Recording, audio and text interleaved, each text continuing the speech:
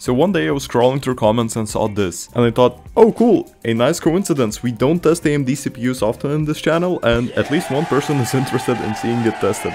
But I had no idea it was a massive trap. You'll see what I mean later in the video. So, let's test some games with it, and starting things off we got Fortnite. Take a look at the benchmark results on 1080p high settings. I think you would say that the gameplay isn't that bad, maybe a couple of frame drops here and there. But in reality, it was really bad, like unplayably bad. Now, lowering the settings to 1080p low actually helped a lot. I mean, some frame drops occurred from time to time, but the game was actually running okay.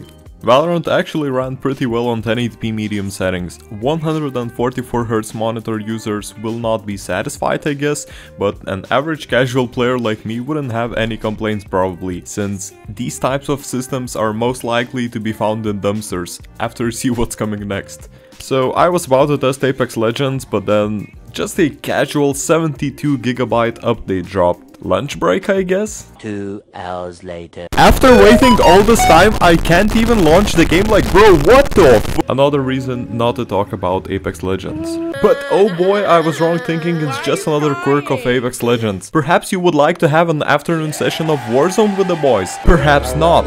Maybe Cyberpunk then? I don't think so, pal. Red Dead Redemption 2?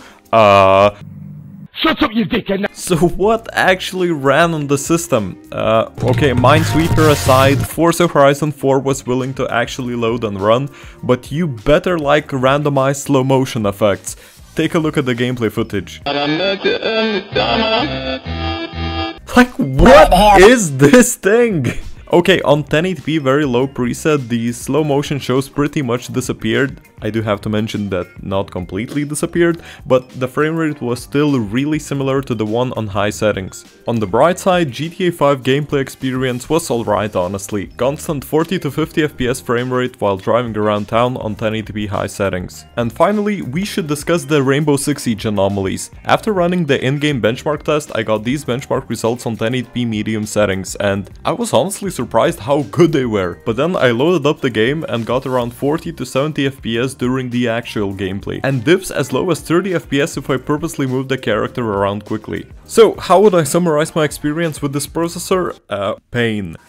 The PC overall felt slow, even though every file was on SSD, CPU usage on idle was constantly 10 to 15%, and loading times were noticeably longer in comparison to, for example, a 2nd gen Intel system. I had to reinstall Apex Legends, Call of Duty Warzone, Red Dead Redemption 2, just to be sure if it actually is CPU's fault, not software.